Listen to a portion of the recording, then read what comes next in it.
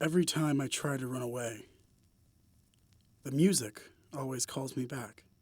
Who am I? That's me, Chicago jazz pianist, Hugh Janus. Back in Chicago, it wasn't easy to stay away from the dirty innards of the city.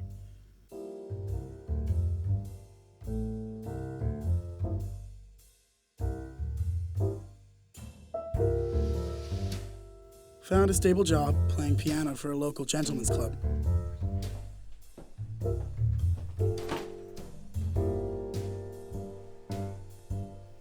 The music distracted me from the fact that the men didn't act so gentlemanly.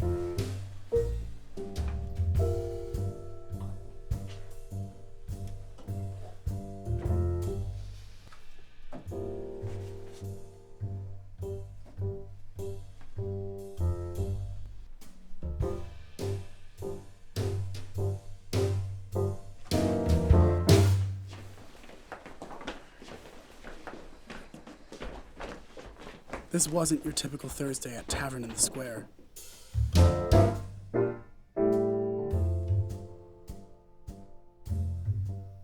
They insisted I keep playing.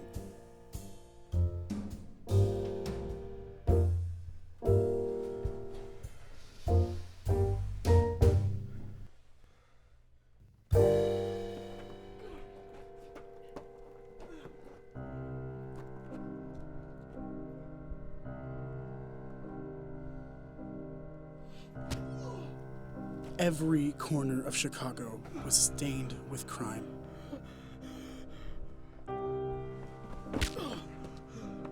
I tried to make my way out of the mess I had gotten into. But the mobsters didn't take too kindly to dissenters.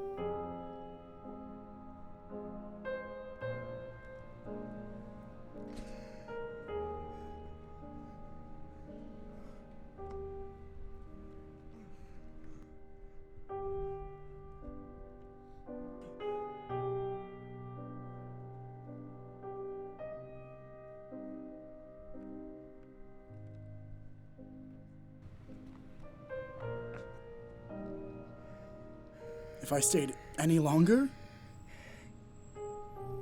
I'd be finished. Done for. Kaput.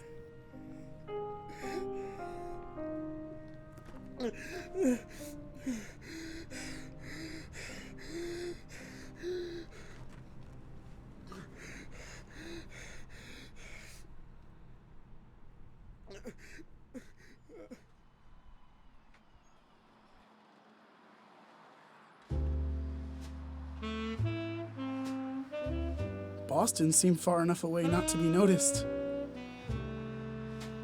This city was different than anything I'd ever expected. You can get lost in a place like this.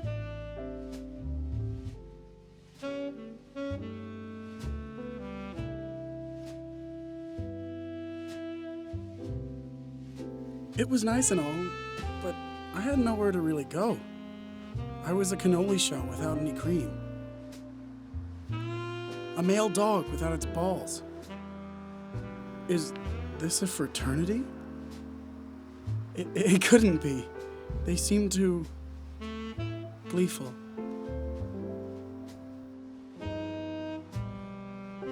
Oh, there's nothing I missed more than the sweet embrace of six-part harmony. But surely these men were nothing more than another organized crime syndicate. I was wrong. These guys were weird.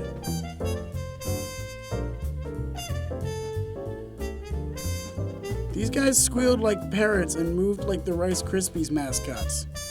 Snap, crackle, and pop.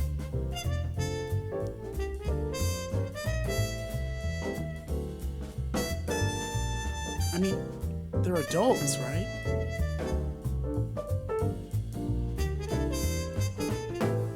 This is much different than anything I've ever experienced, let alone thought of.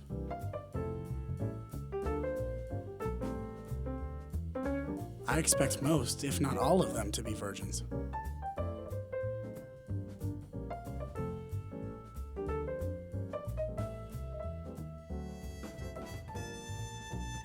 I'm 37 years old, and now I'm doing collegiate a cappella.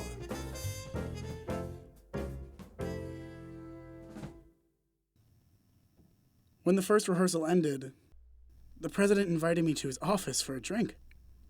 I thought this was a standard welcome, but this was more serious than your standard ice cream social. It's not often we get guys from out west.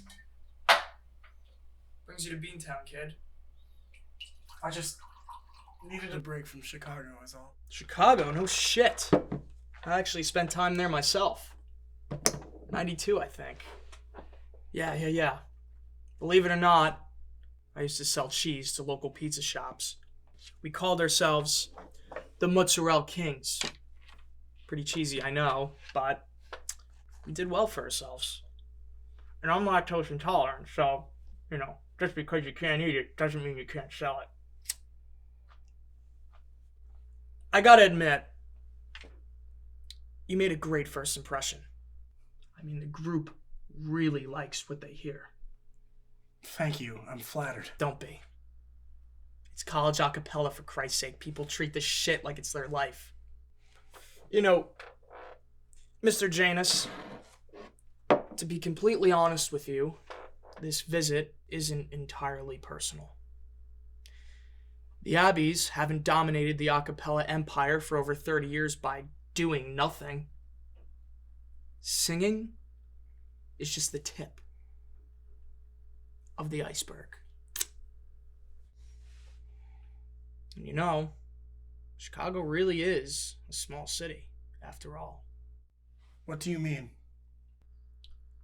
I know the kind of men you used to be associated with. I don't know what you're talking about. I know what you're capable of. I need your help containing a rat. And I'm not talking a hamster's redneck cousin kind of rat. A rat? Let me explain. See, a cappella is big business. People eat it up. And when it comes to big business, there's also big risk. Take a look at the second to last charge. Our investors are pissed, if you can imagine. They need someone to blame. If you can't figure this out by the end of the week, they'll indict me. How do you expect me to find out who did this? Oh, come on, look at you. You're more removed from the group than anyone else. You see things more clearly than other members. You want to be a part of this? I need you to pull your weight outside of the rehearsal room. So, follow each e-board member this week. Can I count on you?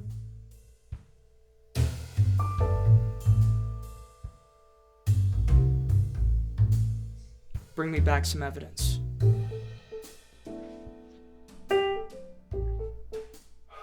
Things were feeling eerily similar to before. But this could be a chance to prove my loyalty to the group and start a new life. I had to begin somewhere, and the marketing director seemed like the easiest place to start.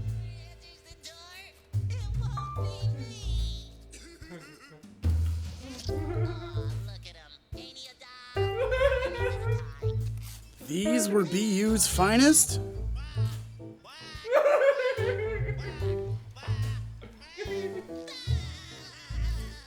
This guy looks like his mom tucked him in until he was 20.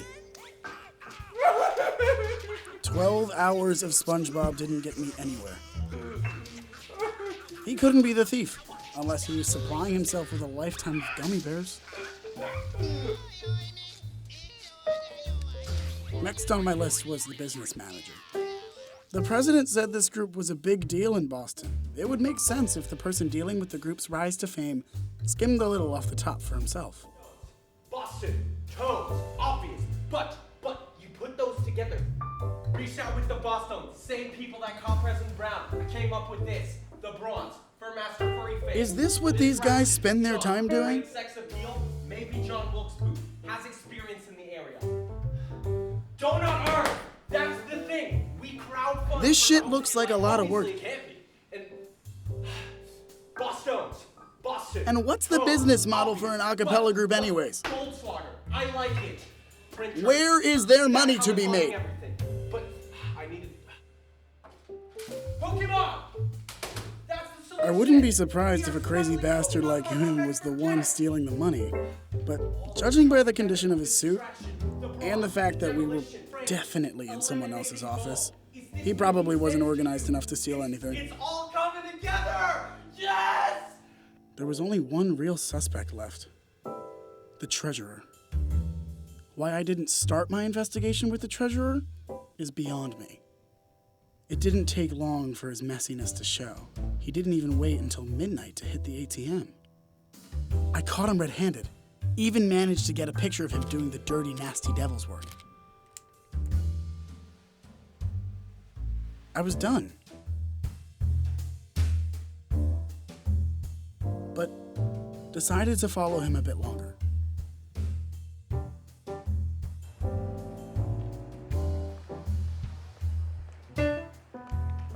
I decided to tail Julian from afar, especially since his guilt is almost definite.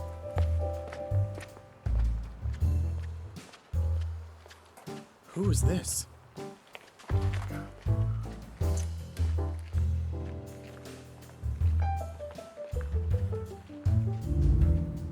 Why was Julian giving away the money? I couldn't make out who it was, but his white glove was so distinctive. He was just like Michael Jackson, but not Jackson 5 Michael Jackson. Like old, pale, disgusting Michael Jackson.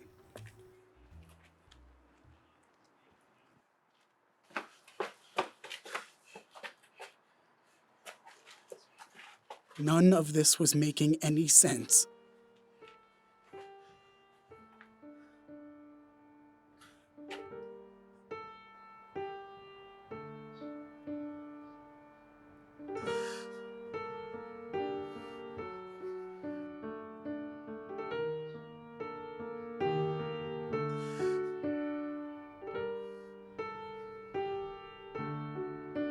I was nowhere closer to finding out who was taking the money. I had to figure out what was going on.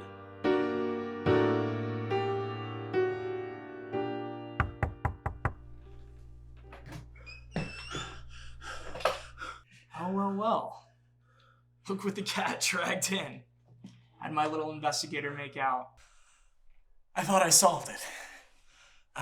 I watched the whole thing, but something's not right. Look at you go. You know, you keep this up, I may have to put you in charge someday.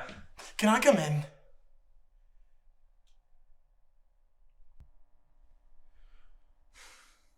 Yeah, come on.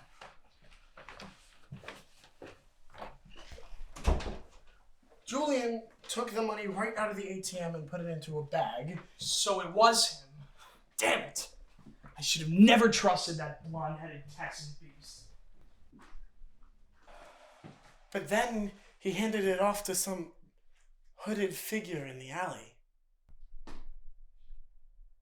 How about a drink? Did you bring me my evidence?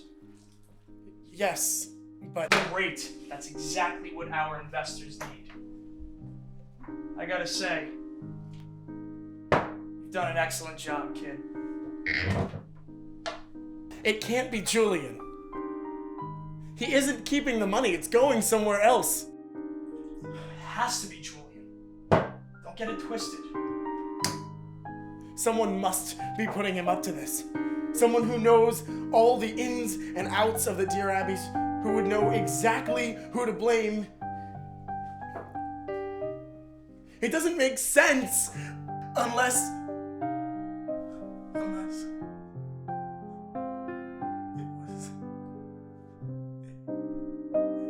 was. Just shut the fuck up and listen.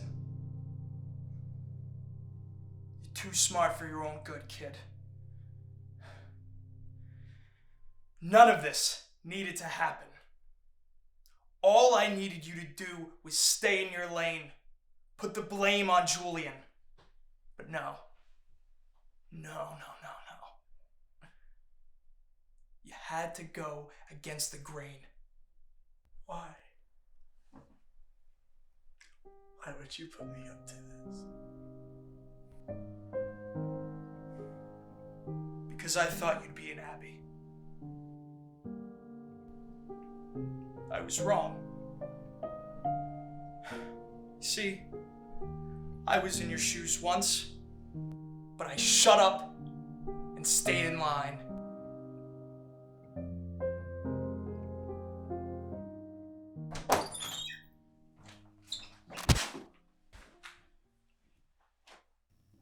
Jason? Who would have thought the band kid was going to be able to keep a solid grip? I forgot that even the president had a roommate. Guess Boston rent is too damn high to live alone.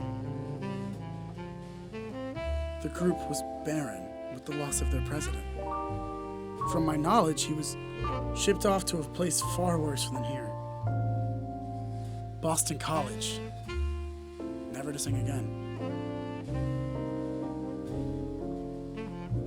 This group, they were destined to be in harmony, but couldn't do so with the everyday corruption of man.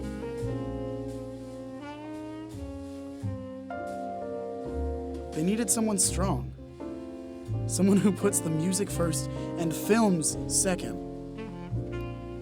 These guys weren't perfect, but neither was my journey here. We were more than an a cappella group and something a little less than a jailhouse jazz club.